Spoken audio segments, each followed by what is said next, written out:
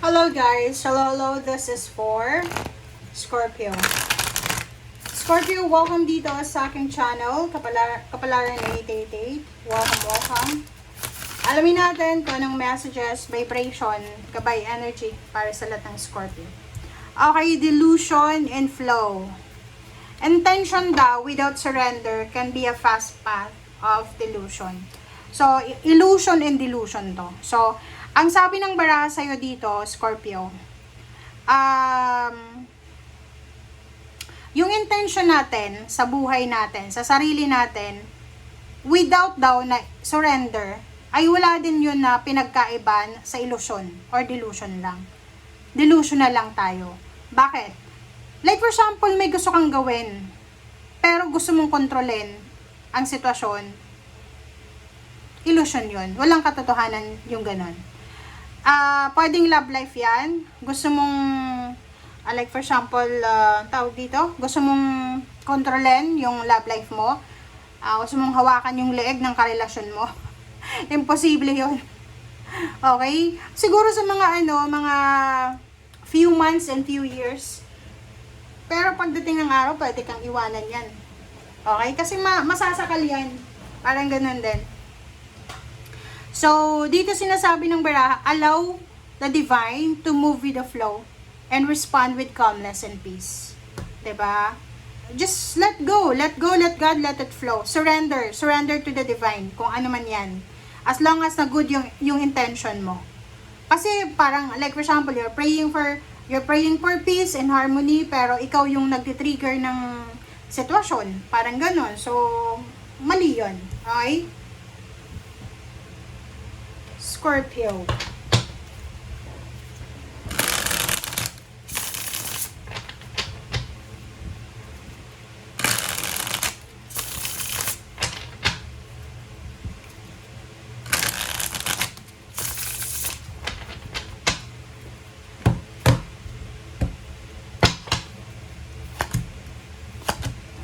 Okay, first two cards sa third deck, Six of Wands and Eight of Wands. So, sinasabi ng baraha sa Scorpio na isang napakabilis na balita ng recognition, ng awards, ng rewards, or whatever man, appreciation, ang natatanggap mo.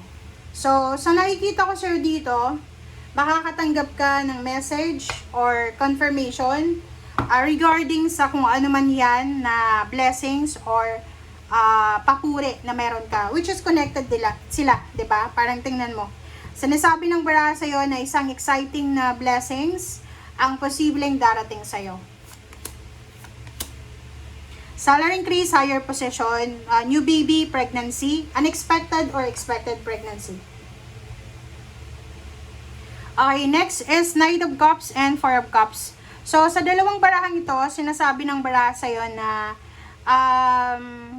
maybe you're looking for a love life or you're waiting for a love life, parang ganon. So, ang nakikita ko sa'yo dito, there's someone na nagkakagusto sa'yo.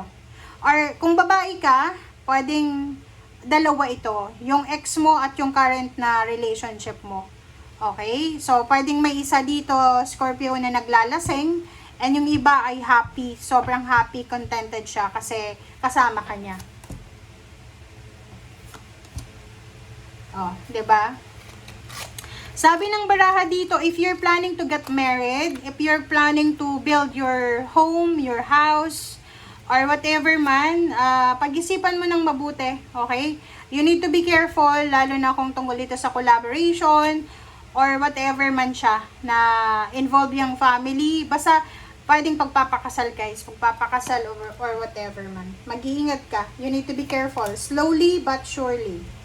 Ace of Pentacles, Seven of Cups. So, nakikita ko sa'yo dito isang exciting na job offer ang posibleng darating sa'yo.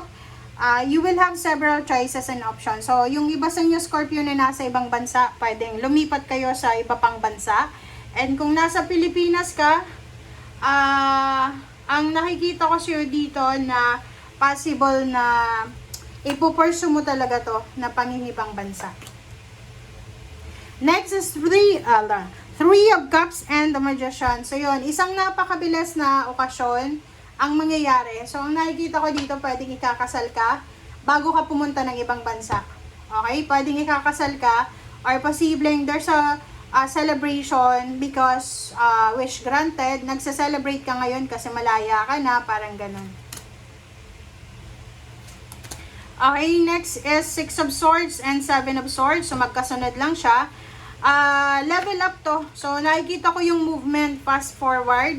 So, sinasabi ng baraha sa'yo, mag-iingat ka. You need to be careful sa bago mong love life.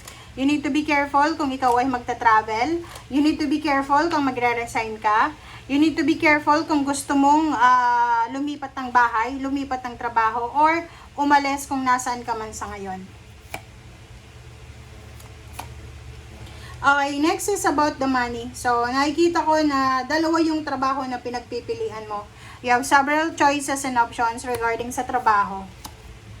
Okay, nakikita ko sa'yo dito na nakafocus ka sa pagkakaroon ng maraming pera. So, halimbawa lang na nag-a-apply ka ng trabaho sa ngayon, yung pinagpipilian mo, mas pipiliin mo yung malaking sweldo. Pipirma ka ng kontrata sa isang contract na mas mataas yung offer sa'yo ng pera. Okay? Okay, 9 of Swords and Hangman. Kaso lang, sinasabi ng baraha sa'yo na pag-isipan mong mabuti lahat ng desisyon mo kasi pwedeng hindi pa siya matutuloy sa ngayon. Diba? Bawasan mo daw yung sobrang mabilis gumawa ng aksyon. Diba? Lalo sa trabaho guys ang nakikita ko sa'yo dito, you're super ready na sa kung ano man na plano mo. The problem is, possible na hindi matuloy daw. Yung excitement mo ay pwedeng mauwi lang sa problema sa pera. Like yung iba, mag-comment yung mga nasa Pilipinas na Scorpio. Plano mong pumunta ng Korea, ng Japan, ng Taiwan, ng kung saan na country na may mga kailangan yung gumastos ng pera. Ang sabi ng baraha sa'yo, you're super excited kasi malaki yung offer Pwedeng lampas na 100 plus thousand pesos, ganyan. Ang problema, kailangan mo munang maglabas ng pera. So, kailangan mo munang mangutang, okay? Ang problema din dito, kailangan mong makapasa sa mga exam. Like sa Korea, yung mga Korean factory worker, hindi yan madaling pasukin kailangan mong makapasa sa exam. Kasi yung mga Korean factory worker, hindi sila yung tulad ng ibang bansa na agency, okay? Gobyerno yung kukuha sa inyo. Gobyerno. So, kailangan makapasa ka sa exam bago ka mag-apply ng trabaho. So, nakikita ko sa'yo dito, kung willing ka talaga, kahit nga Japanese diba? Sa Japan, yung mga factory worker, kailangan nyo din na pumasa sa exam, diba? Matuto sa language. Kahit sa Europa, okay? Sa barahan na to, yun, mag-iingat ka. Kung hindi mo pa kaya sa ngayon, mag-ipon ka muna ng pera sa Pilipinas. Kasi dito, you're planning na mag-utang Umutang ka ng malaking halagang pera para sa mga placement fee, sa show money. Ang problema dito guys, ganito. Paano kung hindi ka makapasa sa exam? Paano kung hindi ka matanggap? Paano kung wala kang skills doon sa hinahanap? Kung college graduate kayo, siguro may edge kayo. Pero kung high school graduate, senior high, alam nyo sa ngayon, I have a friend sa Korea, and sabi niya naghihigpit na daw yung gobyerno Hindi na daw, dati daw, mga 5 years ago, 3 years ago, kumukuha sila ng mga high school graduate, senior high school graduate, kanyan, kahit elementary graduate, as long as na makapasa ka sa exam, sa language exam. Pero ngayon, hindi na daw. Mahigpit na daw ngayon kasi medyo competitive, okay? Medyo competitive daw So, common na yun common sense na yun sa government ng Korea, diba, na ba't sila kukuha ng mga walang experience? Same with yung iba ng mga college graduate, walang experience din. Tapos yung mga high school graduate na nag-a-apply, wala ding experience. Syempre kukuha na sila doon sa college graduate kasi ang trabaho sa Korea, hindi yung petiks-petiks lang. Kailangan master mo yung ginagawa mo, diba? So, parang kahit mga farmer kahit farmer yung a-applyan mo, kailangan mong matuto ng lengguwahe. Okay? Sabi ng baraha sa'yo, there's a good parang opportunities, possibilities sa lahat ng lahat ng bansa. So, wag kang masyadong mag-focus lang sa isang bansa. Kung nakafocus ka lang sa Korea, sa Japan, Taiwan, China, Hong Kong, Singapore, naku, malawak ang mundo. Okay, malawak ang mundo. Kailangan mong i-explore yan. Thank you guys. Bye!